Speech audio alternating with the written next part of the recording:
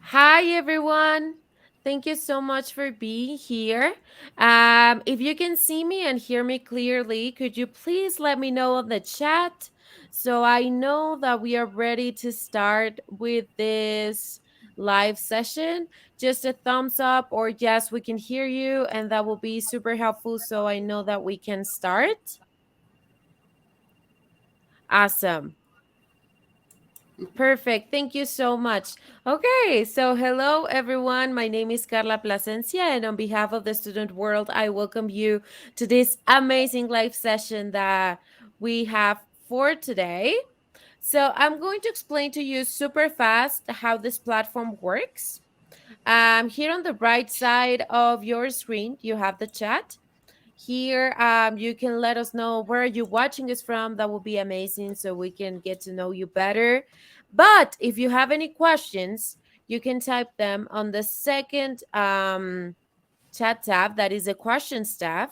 There, I will keep track of the questions and we will have a Q&A session at the end. Awesome. Okay. So, also, if the notifications get a little bit annoying for you, because that can happen, you can mute them clicking on the bell that is on the top of the chat. Just click on that and they will be muted. Perfect. Okay, so now it's time for me to introduce you to our presenters for today. We have Amanda Stevens, who is the Assistant Director of International Admissions. And we have Chef Robert, who is going to show us a live demo, which I am so excited for. Okay, guys, so welcome everyone again. Thank you so much. And Amanda, the stage is all yours. Thank you, Carla. Very excited to talk to all of you here today. Thank you for joining us. I am coming to you from our New York campus. So today I'm going to tell you a little bit about the Culinary Institute of America, the world's premier culinary school. We opened our doors 75 years ago, and we have lots of program offerings that I'll talk to you about today. But before we get started, I want to show you a short video so that you can see what our New York campus looks like.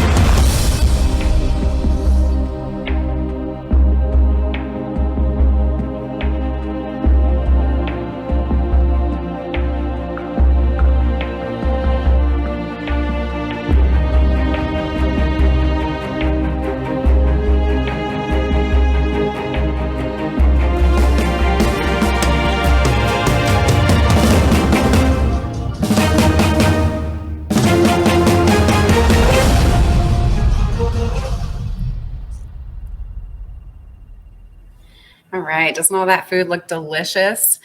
We have such a beautiful campus too. If you ever get the chance to visit New York before your studies, we'd love to welcome you for a campus tour. So I'm going to go ahead and get started and tell you about our programs and offerings and what it's like to be a student at the CIA. And we have a saying at the CIA that food is life, because 100% of us, all of us, we have to eat, right? And food brings us together, it brings cultures together and creates opportunities. So at the CIA, we're here to provide you with the best education in the culinary industry to help make your dream jobs possible. And we do that at 3 U.S. campuses. So our main campus is in Hyde Park, New York. This is located about 2 hours north of New York City, Manhattan. So in our location, it's a smaller town in a beautiful area along the Hudson River with easy access to New York City by train. So you get the best of both worlds. And we have just over 2,000 students at this campus. About 12% of those students are international from over 30 countries around the world. And we have our on-campus housing on this campus as well. So we do encourage international students to come to New York to study with us. But we also have campuses in California and Texas. So in California, we're located in St. Helena. It's in the Napa Valley region, known for its food and wine. And this is a community of about over 300 students with on-campus housing as well. And then there's our Texas campus in the city of San Antonio, a smaller community of just over 200 students. And this is a commuter campus. It's located in what's called the Pearl District near the Riverwalk, in a beautiful area perfect for restaurants and dining out. And we have 3 degree programs that we offer. So we are not a certificate program. We're not a vocational program. We're a fully accredited college. And so we have associate degree programs that are offered at all 3 of our US campuses. We have our bachelor's degree programs located just at our New York campus. And then we have our master's degrees for next level learning that are available online with some short residencies on our campuses as well. So in our program, we offer what's called the CIA Core Advantage. So this offers students hands-on real-world experience that's unique to the CIA. And our curriculum is industry-driven. The goal is to get jobs, and we're there to help you get to that goal. And we offer double the foundational skills and deeper dives and specializations than most colleges. You even have classrooms that are live production kitchens and bake shops, as well as award-winning public-facing restaurants. Now, other culinary schools, especially those in Europe, are not even allowed to have public-facing restaurants, but we offer that to our students.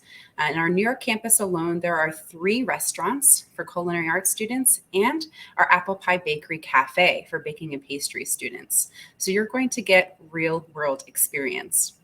But of course, we also have academic courses too. Whether you're in the associate's or bachelor's degree, there will be academic components, and it's all through a food lens. So it is geared towards the jobs you want after you graduate. The associate degree program, it includes that CIA Core Advantage and going through all the foundational skills, specializations, production, and more. And you would major in either culinary arts or baking and pastry arts. And you'd have 51 hands-on credits in the kitchen or bake shops, plus liberal arts and food business courses. And this program is delivered in less than 2 years. On average, students could complete it in 19 months. And then we have our bachelor's degree programs, which is our most popular option. This can be completed in 3 years. It includes that same CIA Core Advantage curriculum, and you choose a focus of either culinary arts or baking and pastry arts. And then you add next level learning in one of these bachelor's degree programs. So if you want to choose food business management, this is perfect if you're an entrepreneurial student who wants to open up their own restaurant, their own bake shop, or their own company in the industry. You'll have marketing courses, management courses, finance, all of it, but through a food industry lens. And then we have our applied food studies program. And so this is great if you're the kind of student who wants to change the world through food. You can focus on issues like sustainability, food advocacy, food policy, food media, or education. And then our culinary science program for students who are innovative and creative.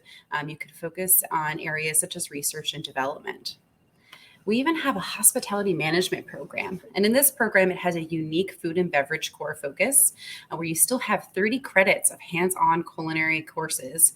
And then you focus on academic courses related to areas of hospitality, such as events management, tourism, and more.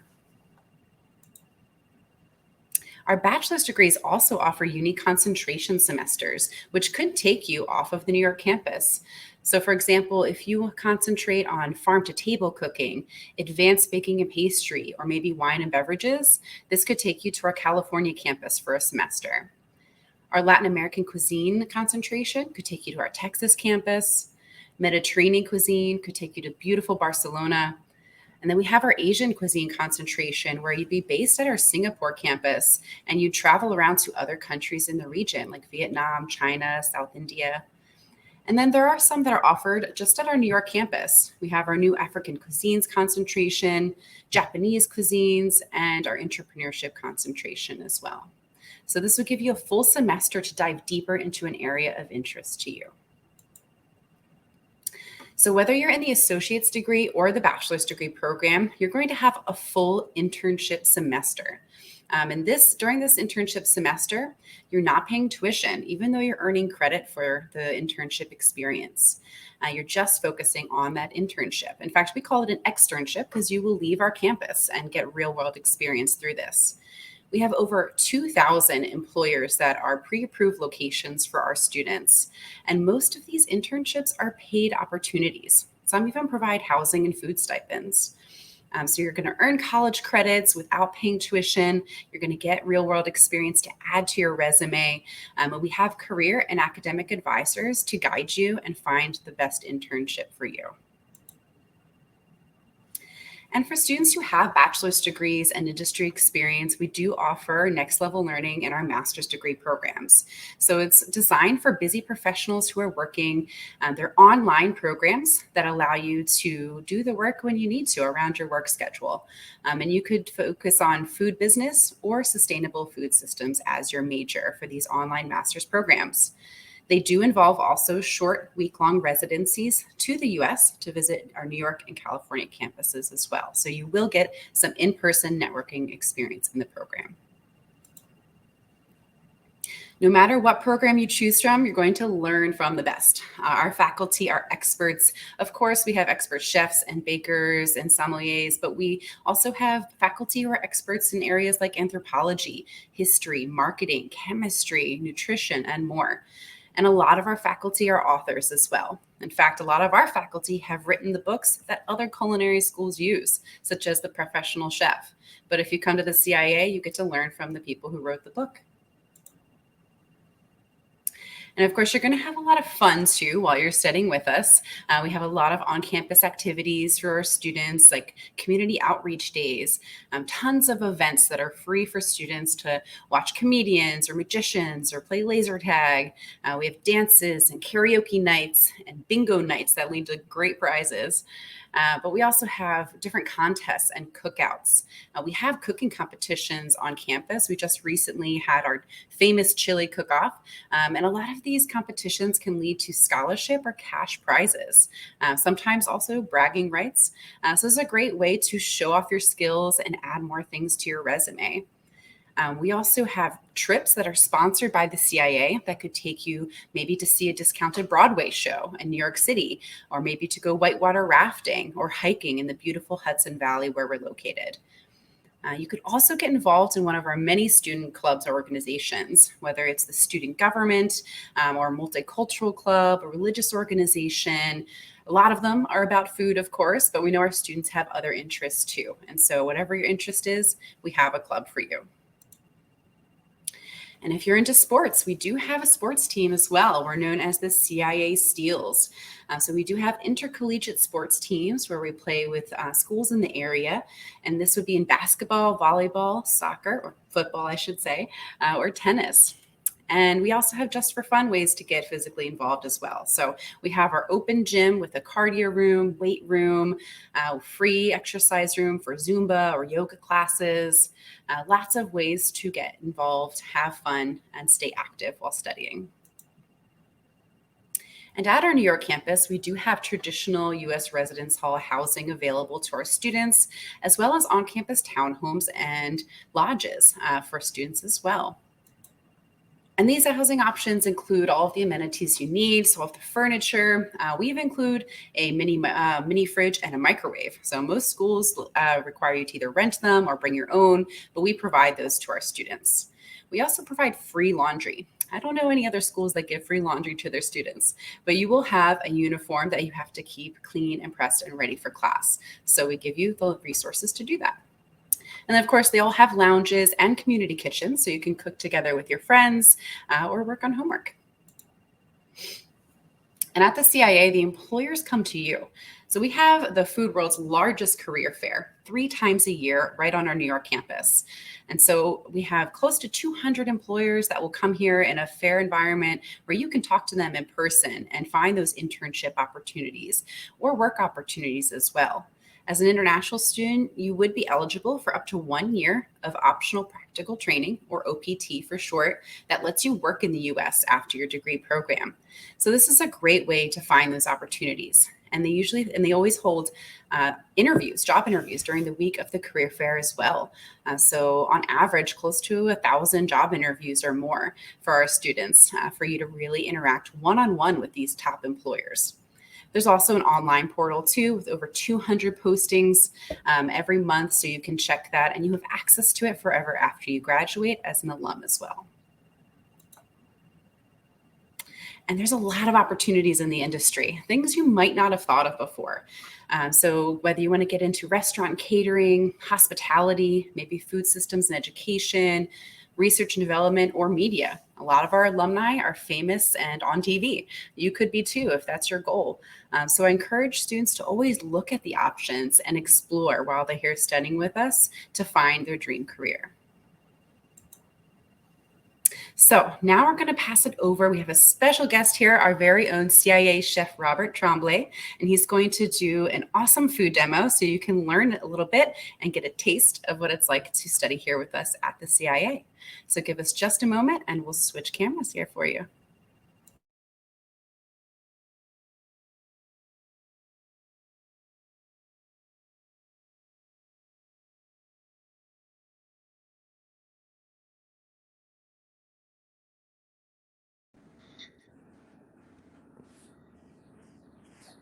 All right. Thank you so much, Amanda. It's so great to meet everybody on the call.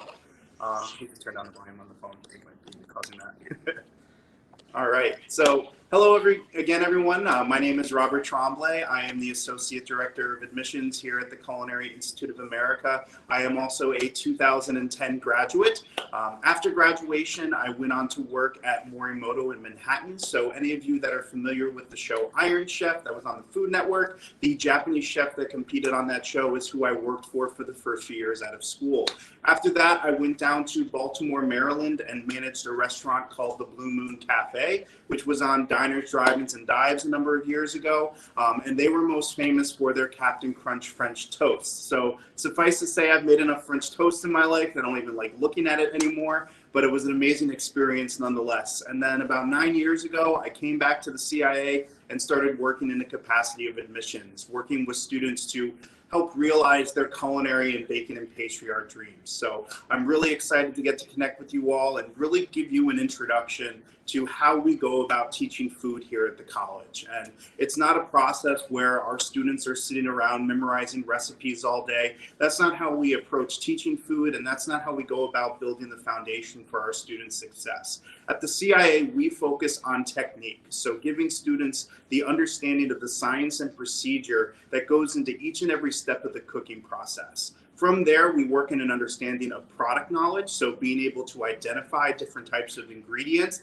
so that way when we know what we're holding in our hand, we're going to know how to go about cooking them. And then last, but definitely not least, we work in an understanding of flavor profiles. So how are those cooking techniques we're using going to impact the ingredients we're working with, and what is the outcome going to eventually be? So from that kind of makeshift formula there, that's how we kind of build the blueprint for our students and allow them to really walk into just about any type of restaurant after they graduate from our programs. Now, one of the most important things that we start off with at the CIA is really kind of talking about flavors and understanding the difference between taste and flavor.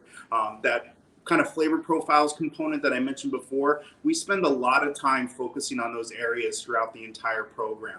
But from the get-go, we want to kind of build a common language between our chef instructors as well as our students and kind of how we understand food and how we interpret it. So one of the first things we talk about is the physiology of taste at the CIA. And that's really understanding how people experience food on a multitude of levels. Their experience with it from an emotional standpoint, but also the physical receptors of actually tasting food and what's going on in that process. And one of the things that we highlight in the physiology of taste is really the 5 tastes that we consume as humans. And there's only 5 primary tastes that humans can receive. And those are salty, sweet, sour, bitter, and umami. Okay. And today, what we're going to be focusing on is really the sour and the sweet component of things. And as we work through our program at CIA, we learn how to master the balancing of all of these tastes as we're working with food. So to do that, what we're going to be making today are sweet and sour pickles, okay? And we're not going to be making traditional pickles. We're going to be doing a fresh variety, or also known as refrigerator pickles, which are a little bit different from kind of your traditional pickled cucumbers that you're going to find. Main difference being with these types of items is that your traditional pickles that you're going to find in the grocery store, they have gone through a fermentation process. So ultimately what they're taking is a brine of water and salt, taking cucumbers or other vegetables that they may be pickling, and letting them ferment for 5 to 6 weeks. With the process that I'm going to show you today, you're going to be able to eat these in about 5 to 6 hours. So a little bit more rapid, a lot faster, but definitely a great component of utilizing both sweet and sour as we kind of approach working with foods and how we're going to balance them. Okay, so the first thing I want to do is I want to get my pickling liquid started and ready to go. All right, so over here on my right in my pan here, I've got 3 cups of just water waiting and ready to go that we're going to combine the rest of our ingredients to. Now, for the sour component for this, I'm going to be using one of my favorite vinegars in the world. This is an unfiltered apple cider vinegar. And here in the northeast of the United States, where we currently are, this is kind of the most topical type of ingredient that I could possibly choose. Right now, apples are in full bloom. This is the peak season for delicious apples here in our neck of the woods. The CIA is situated in the Hudson Valley, which is a renowned region for locally sourced produce, and we get some amazing opportunities for apples in the area. But this apple cider vinegar that I'm using here is completely unfiltered and has so many nutrients, and is such a great asset to working with food, both from its flavor component and its nutritional benefits, but truly one of my favorite products. So to our 3 cups of water, we're going to add 3 cups of that unfiltered apple cider vinegar. Okay, so you're going to kind of notice a theme here with the ratio that I'm going to be building. It's basically going to be a lot of 3s and a couple of 1s. Okay, so to our 3 cups of water and our 3 cups of vinegar, we're also going to be using a cup of sugar. So that's going to be kind of your basic ratio when you're thinking about the amount of tartness to the amount of sweetness that we're looking for in building this recipe. Now, you can manipulate this as you see fit. Some people like a little bit more tartness going into their pickled vegetables. Other people like them a little bit more sweet. It's really kind of up to what you choose and what you want to do as a chef. So I'm going to get my burner on here. I'm going to go ahead and add in our 1 cup of sugar. Now, I will highlight this by saying that this was a recipe that I kind of perfected when I was working at Morimoto in Manhattan. We had a lunch special dish that was basically a katsu sandwich, if anyone's familiar with that. It's basically a fried chicken cutlet sandwich that had many components, and one of which was fresh refrigerator pickles that we would make daily to accompany that sandwich. So a lot of components to that sandwich that I had to prep that I won't take you all through, but this was kind of the perfect balance of things. The combination of the 3 cups of that vinegar to that 1 cup of sugar and a little bit of that water, that balance really kind of made the perfect element in terms of our sour and our sweet components, okay? So at this point, what we're looking to do here is bring this up to a boil so that we can dissolve that sugar and incorporate it into our pickling liquid.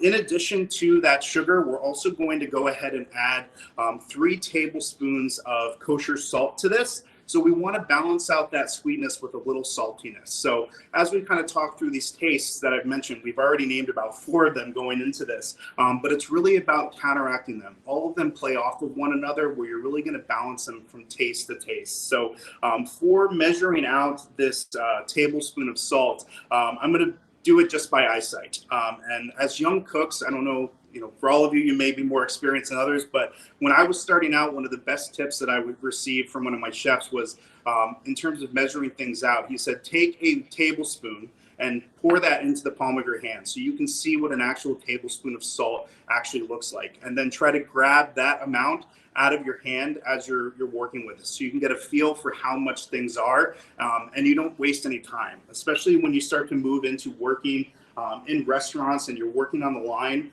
You're not going to have time to measure out full tablespoons of anything and getting them exactly perfect. So you need to be able to do a lot of things by sight and feel. And a great way to get that sense of feeling going with regard to kind of measuring out seasonings like that is to kind of pour the visualization out into your hand and then see how many clumps of your fingers it takes to pick it up. So you know in your mind, all right, so 2 of my pinches is going to be a tablespoon. That's the perfect amount. Or if you can get it all in one, that works too.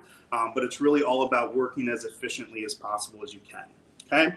So in addition to our salt and sugar that we're adding to this, we're going to start to add in some aromatics. So you can play around with these ingredients just as much as you can with balancing out the sweetness to the sourness with regard to your pickling liquid. You can add in things like caraway seeds, mustard seeds. You could add fresh bay leaf to it if you want to. Really a variety of different things depending on what you're looking to make for your pickles and the flavors that you want them to be. You can really kind of manipulate them and change them as any way you see fit. So to mine, I'm going to add 2 whole cloves of freshly minced garlic. It's going to add a really nice aromatic flavor to our dish. Okay. In addition to that, we're also going to add some whole peppercorns. Okay. And then this is my secret ingredient that I add to all of my pickling liquids, and that's going to be some fresh peppers. Now, these are fresh banana peppers that I actually got locally sourced from a chef friend of mine who grew them in her garden. Pretty excited to get to use these. So literally farm to table right in front of your eyes. But ultimately with this, adding a little bit of spiciness is really going to balance everything out and really add a nice little kick to it and that little pucker at the end that we're ultimately looking for with this. A lot of times I'll use jalapenos with this. You can use Thai bird chilies if you want to. You can really manipulate the peppers and the spices that you're adding to this as you see fit or what you're applying them to. But these banana peppers were too good to pass up in this application. They're going to add some nice acidic spiciness to this as well and really add that pucker effect. Okay, so we're going to add those in. And now what we want to do is we want to bring this up to a gentle boil just so that we can dissolve that sugar. And then I'm going to kill my heat and let those aromatics steep in there and really kind of build those flavors. Now, as I touched on briefly before, kind of comparing this to a more traditional style pickle where you're actually going through the fermentation process, when you think of fresh pickles or refrigerator pickles that we're making today, your pickling liquid is really going to be more like a marinade. So it's kind of a glorified marinade in that sense. When you think about trying to infuse flavor in a short amount of time, that's exactly what we're trying to do. Okay. So now I want to talk a little bit about the vegetables that we're going to be pickling today. We're going to start off with kind of your standard cucumber pickle. That's going to be kind of the base that we're going to walk through. But as you can see up here, I have a large variety of different items that we're going to eventually pickle with this. This liquid was meant to be a very versatile item that you can change with the types of vegetables and things that you're working into it. And I think that, especially in the United States, pickles get a little bit of a bad rap because of how limited they are. Like when you go to the grocery store in the United States, you literally encounter like 2 variations of pickles. They're either straight up dill pickles or they're going to be bread and butter, which is just straight up sweetness. Now, that kind of eliminates any amount of creativity that you can add to the equation. And I think that's why people either love or hate pickles, especially here in the United States. It's just the lack of options. So being able to incorporate something like this into your repertoire and really kind of understand that balancing act of the sweetness and the salt and the sourness, all those things kind of coming together really gives you that flexibility to do a lot of different things. So just want to take you through kind of some basic fundamentals with regard to choosing the right types of vegetables for your pickling situation.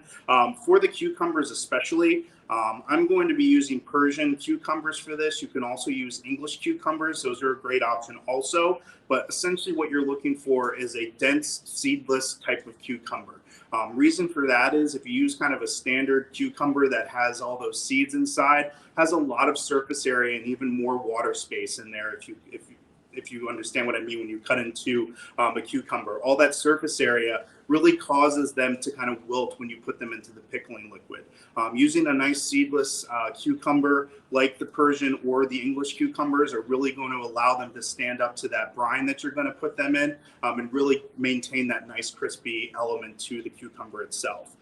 The other really important element is making sure that you're using fresh ingredients, using fresh cucumbers and fresh vegetables when you're going in to pickle them. Because if you're going in with cucumbers that are a little bit rubbery, they might have some soft spots, pickling them is not going to make them any crispier. You can't crispier and make any type of vegetable more crispy after it's already been pickled. So that's one of those things that you kind of have to start off with the best in order to get the best product at the end of it. So making sure that you test it for any soft spots or any deformities on it. You really want to make sure you have a nice fresh product to begin with. Now to cut this, I'm just going to do some kind of basic pickle chips is essentially what we're going to do.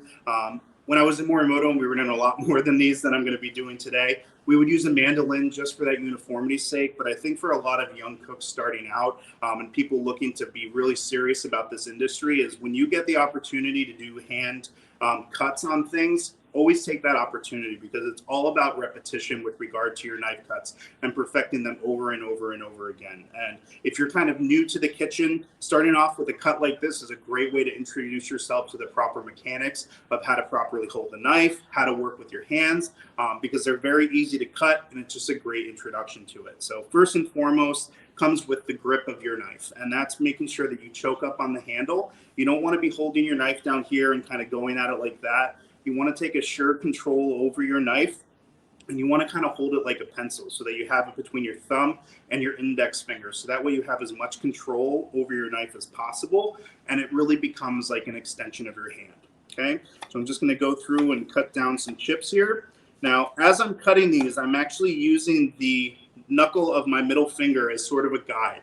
Not only is it helping me measure the size of the cuts that I want to make, but it's also protecting the rest of my fingers. So we really want to be mindful when we're using our knife and doing vegetable cuts, especially that we want to be in as control of the process as possible. And people think from being further away from a sharp knife by holding it down here and standing away from it that you're going to be safer, when that's kind of the complete opposite end of it. You want to be kind of right up in it, and you want to make sure that you're controlling that knife as much as possible.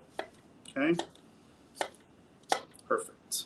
So I'm just going to put these to the side, let them rest for a little bit.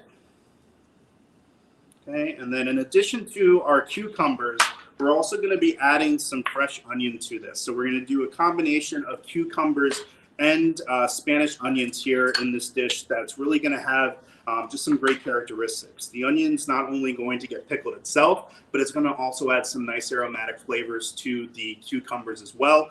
They're all kind of a win-win. If you've ever had pickled onions, you already know that they're amazing. So it's really kind of a win-win situation by adding these into it. Okay, so important element when we talk about kind of cutting onions and doing a nice thin slice that we're going to do on these. You want to make sure that you follow the contours of the onion.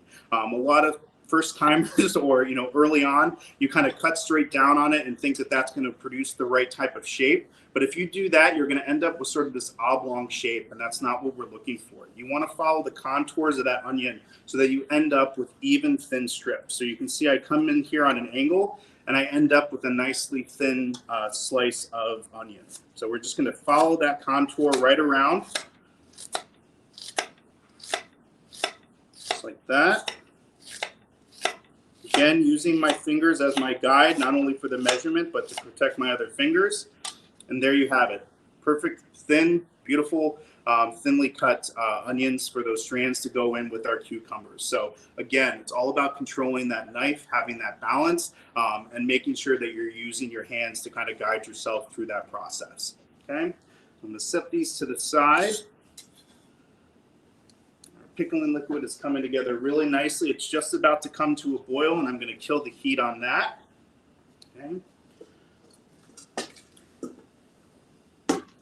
Turn that off now, let that sit. We want to let those ingredients steep in there. You think about it like making hot tea. You don't want to use cold water to make your tea. You want to brew it and you want to make it nice and hot so that it opens up all those flavors. And then you want to let it steep in there so that everything really kind of seeps into it and you get a nice flavorful liquid.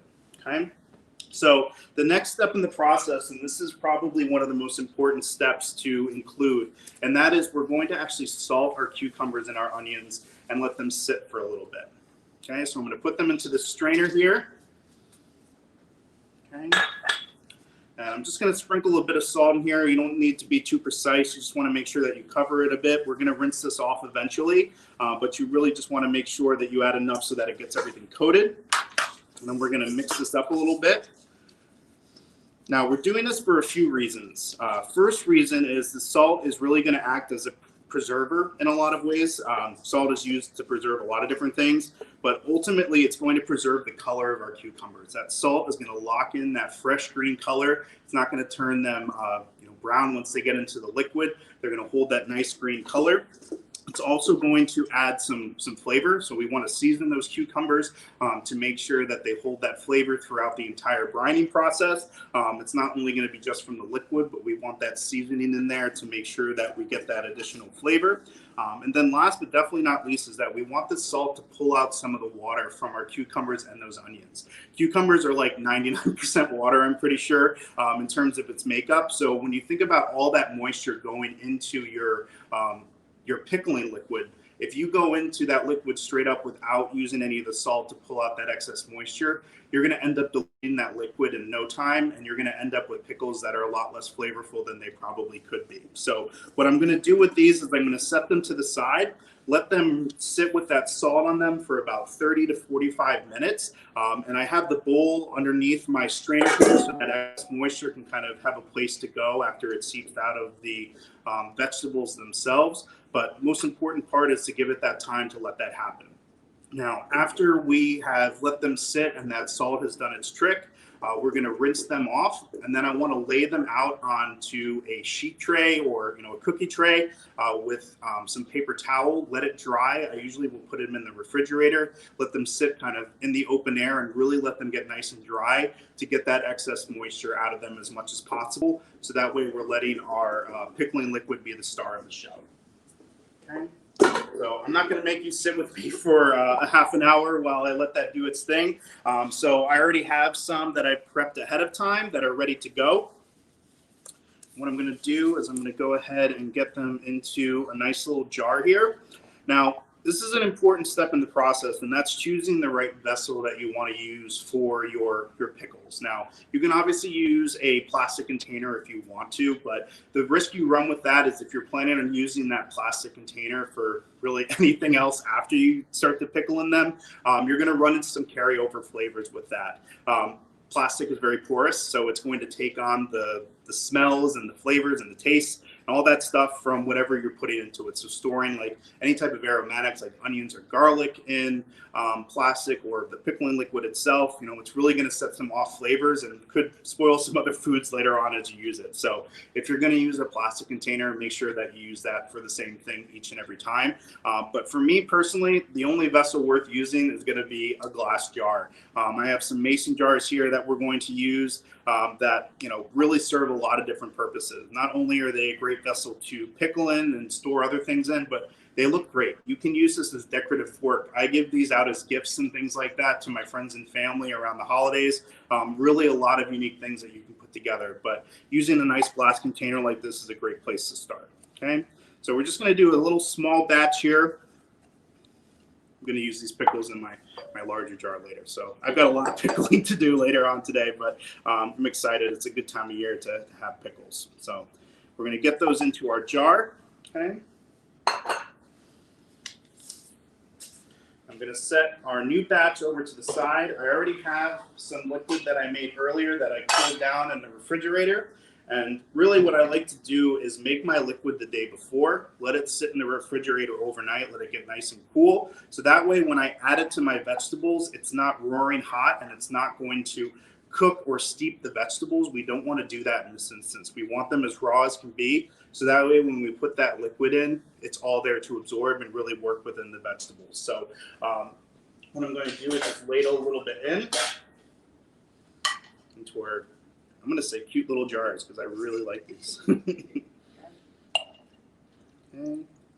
A little bit will go a long way with this. We want to make sure that we leave some room for the lid to go on the jar, but we want to make sure that they're covered as much as possible. Perfect. Okay.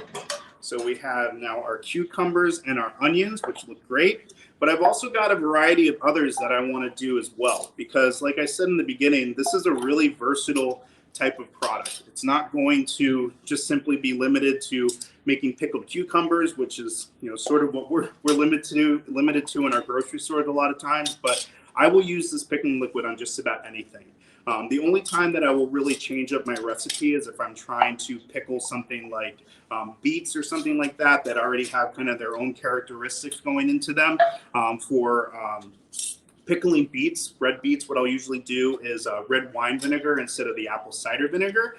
The colors just kind of match up better together and the flavors work really well together since beets have so much sugar. But with these types of vegetables that I'm using here, really they can take about anything. So we have some basic cauliflower here, which in its raw state or really in any other way, I probably won't eat them at all, but pickled cauliflower is one of my favorite things. I don't know why I like it in that state only, but pickled cauliflower is a great thing. Important note though, you want to make sure that you blanch them off a little bit. You don't want to put them in just raw. You want to blanch a little bit so they're not too crunchy. So important element with that. We have a whole jar of our banana peppers, which I'm taking home myself because they are my absolute favorite. In here, I've got some bâtonnets of carrot as well as some red bell pepper. And then in here, I have just peppers and onions. So kind of classic combinations and some different combinations as well. But all of these are really going to take the pickling liquid very well with this type of application. So I'm just going to fill these all up. And you can add in as much of the aromatics to this as you want. Okay, so don't worry about having to strain it out. You can if you want to. It just kind of depends on the application. But if you've let them steep properly, this flavorful liquid is really going to do its magic, regardless of if you add in the aromatics to the jars themselves. Okay. Do we have any questions at this point, Amanda? Not yet. Not yet? Well, I open the floor to any questions as I finish ladling in my pickling liquid to our jars here. I know that really with working with food, it's kind of its own language in a lot of ways. And this is one of my favorite recipes that I've worked with for a number of years now. Just really kind of perfect for this time of year, especially where we are in the northern part of the U.S., where we're looking to kind of preserve our fresh products from the harvest. And as you can see, these really kind of turn into kind of some beautiful decoration for a variety of different things. So like I said before, using the glass jars versus a plastic container that you can't see into really adds some other layers to everything. Okay. Any questions coming through? Someone said you made them hungry. Oh, good. So with these, you can definitely make a meal out of pickles. I've definitely done that before, but I always try to use these as an accompaniment, especially if you're doing like a really fatty dish. So that's why these were kind of the perfect accompaniment to that katsu sandwich that I was referencing earlier, because it was a deep fried chicken cutlet sandwich. So it's a very fatty type of sandwich, a lot of elements to it in that regard. So having the acidity of those pickles to come in and really balance that element just really makes things a beautiful element to add to it all. Also in the United States, one of the more popular things that you'll come across is barbecue, which always seems to have some type of pickled vegetable accompaniment. Like if you've ever had pulled pork, anything that's got a lot of fat in it, you want to balance those things out with that acidity. So having a nice sour pickle with some spice to it and all of that really adds a beautiful element to really accompany things. And I really love this recipe because it teaches you as a chef to kind of master those elements of things and learning balance. I think that's one of the things as a chef that you really kind of have to focus on. The technical things, you'll build those over time and getting more experience and things like that. We will teach you all those elements, but really where the art and the creativity comes in is how you're going to utilize those tastes and those flavors and how you're going to manipulate them in different ways. What are your choices going to be? How are you going to impart the balances that you think are right for the type of food that you want to make? So that's how you can really put your own personal touches on things. And, being a technician like we are here at the CIA, as you learn food, you're going to be a technician on things. You're going to know each step in that process, but it's where you work in those flavors, where you work in the balancing of salts and sugars and sours and sweets. All those things really come together to make your signatures. So really an important part of everything. You gave one example, but the biggest question we've got from a few people is what are the different ways to eat pickles by itself? What foods?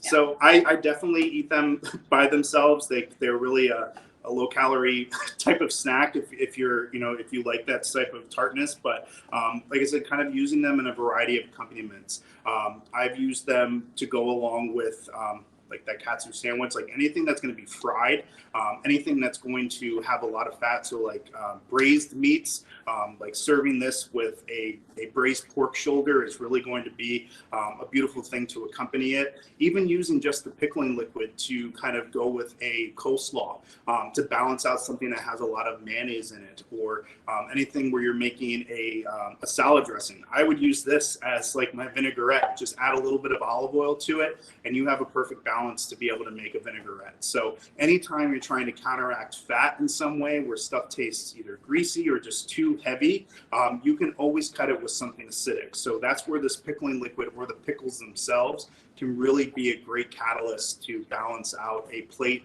and any type of menu. You can also use them, as, like I said, by themselves. I could eat this jar. I'm literally going to be eating these later on tonight when I'm watching TV. So it's going to be my night.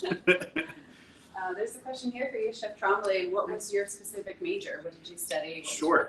So I did my associate's degree in culinary arts when I came to CIA. I had a bachelor's degree in journalism and public relations before I came to CIA. So, kind of a random background in that regard. But I was like a lot of people that choose to come to CIA, as adult students and transfer students. It's really a calling in so many ways. So for me, I always wanted to combine my passion for communications with my passion for food. And I figured no better place than the best culinary school in the world to, learn food the right way from A to Z and, really kind of build my skill set from that end. So, for me, it was culinary all the way. I can't bake my way out of a paper bag. So that's always been a challenge for me. We do some cross training though. I will let you all know.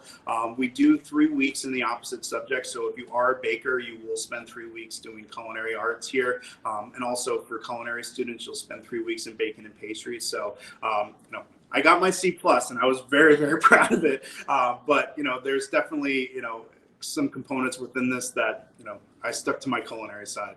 Can you use celery to pickle? That's one question. Can you pickle celery? Oh, absolutely. Definitely. You can literally pickle any type of vegetable that you want. Some are going to be more flavorful than others, but pickling celery, absolutely. It's got a lot of the same characteristics as a cucumber when you have all that water. In a vegetable, I would season them the same way that you would the cucumbers to pull out some of that excess moisture. I would also encourage you to peel the celery. That's kind of an unknown thing to do with a lot of vegetables, but peeling, especially celery, can be very fibrous if you don't do that. So you want a nice tender celery to bite into for your customer or whomever you're making it for. Another type of vegetable that I really love to pickle is green beans and asparagus. Now, any type of green veg really I can pickle and be happy with it, but those two are some of my favorites. I make a 3-bean salad for some family events that's really a combination of green beans, garbanzo beans, and kidney beans. I'll sometimes throw in black beans too, but that's done in a pickling liquid. I will literally make a very similar liquid to this, let it cool down, and I toss it. So like I said, we're really kind of doing this as a glorified marinade because we're steeping them in them and really letting them soak and take on that flavor. But you can do an instant quick pickle on things that aren't going to impart an overpowering amount of flavor, but just bring in that right balance of acidity and sweetness to really kind of balance out any type of fatty dish. Well, thank you so much, Chef. We're going to switch over to the last few minutes of our presentation here, and then we'll open it up to some more questions.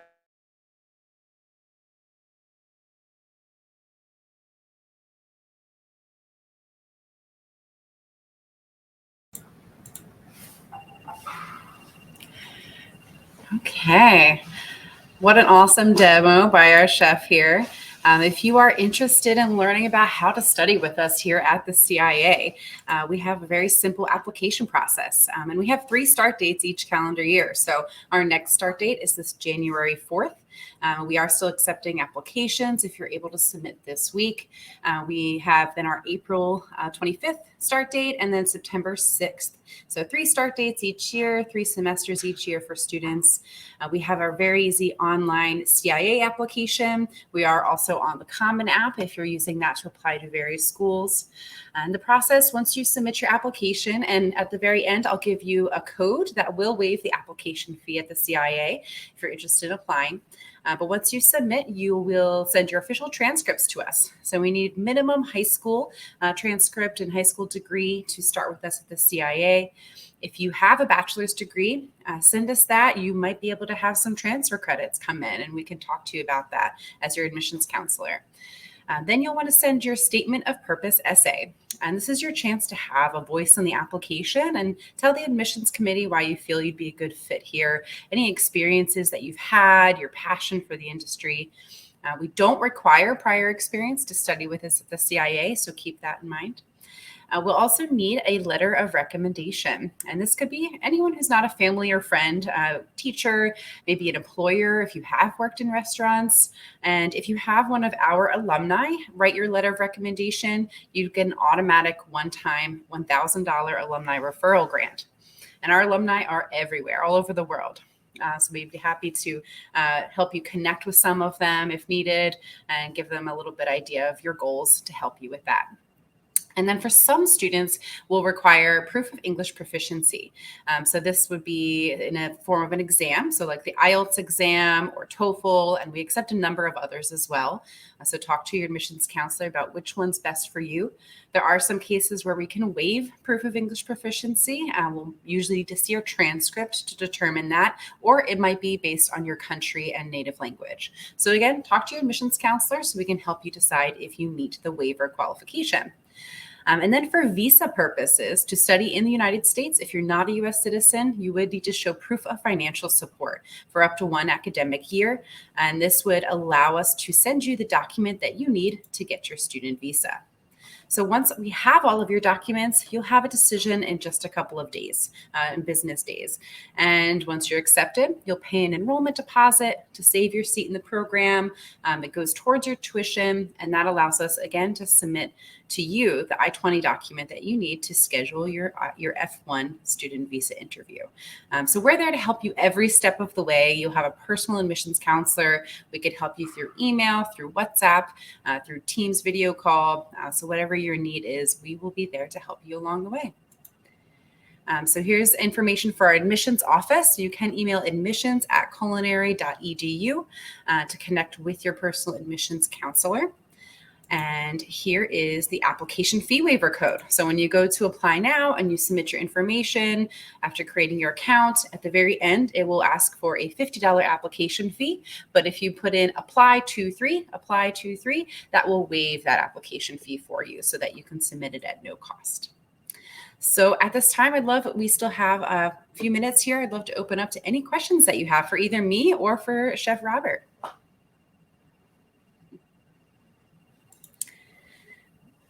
I see one question here about the IELTS score. So we accept a 6.0 overall IELTS score overall, and minimum 5.5 in each skill section.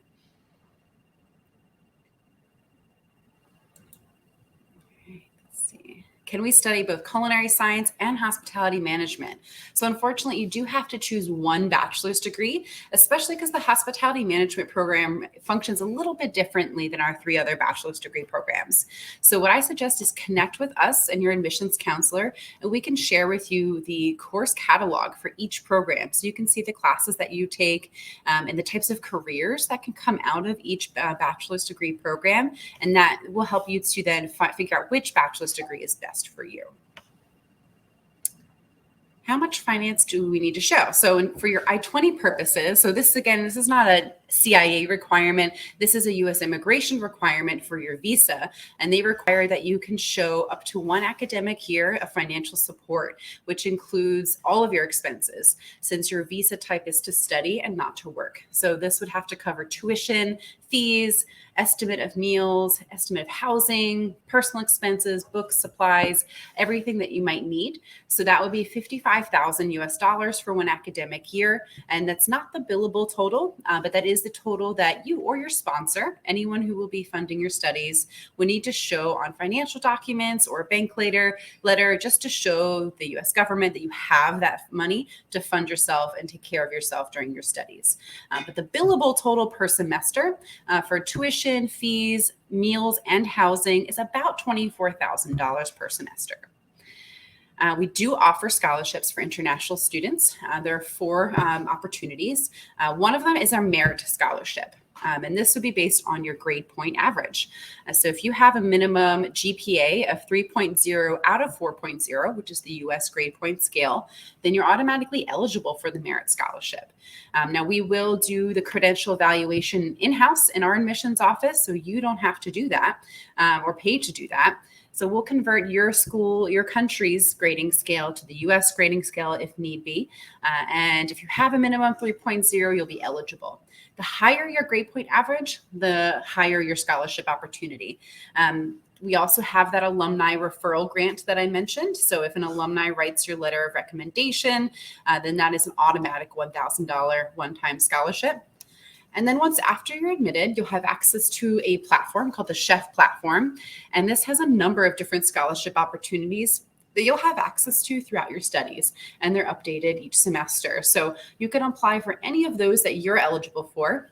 They're scholarships brought to just our students from Friends of the CIA and vendors and other organizations. They each have different eligibility requirements and award amounts. So again, you can apply for any that you're eligible for. And then the final option is what we have for current students called our Earn and Learn program. So this would allow you to work on campus 5 to 10 hours a week. And in exchange for that, you'd have a tuition offset scholarship. So it's about $2,600 each semester, reduced from your tuition, while giving you work experience that you can add to your resume. So those are the 4 different scholarship options that we offer for international students. A lot of international students also to make up the funds usually will take out loans if necessary. So we'd be happy to help advise you throughout that process. Any other questions about the programs or anything else? We have, I think, 4 minutes here. Thank you, Amanda. I see a question here. Sure. They are asking if you offer any classes about vegetarian or vegan food. So there's not an entire program based on that. We do have technical standards that students are responsible for learning that would require handling meat and the like in the culinary program. Chef Rob, I don't know if you have anything you'd like to add to that from your experience with vegetarian and vegan courses that might, or incorporations? Hi. So ultimately with vegetarian and vegan elements, those are going to be discussed throughout the culinary program as well as in bacon and pastry. However, there will be animal products and proteins that are utilized throughout the entire program as well. So all students are responsible for mastering the skill sets that are paired with those, as well as, kind of fulfilling the curriculum requirements at that point. They're not required to eat anything though that has those things in it. So like if there's something that you refrain from eating or allergic to or anything like that, there's nothing that you're forced to consume, but you will still be responsible for that material as you work through the curriculum. So we've definitely had students go through our programs that are both vegetarian or vegan. We've had students with a variety of food allergies that, they are able to participate in the program, but just refrain from eating certain things. So, we can work with that as best we can, but there will be animals involved. Thanks, Jeff. Yep. Perfect. Thank you so much. Here I see another questions. Do you have any summer or online programs? So our only online program would be our master's degrees.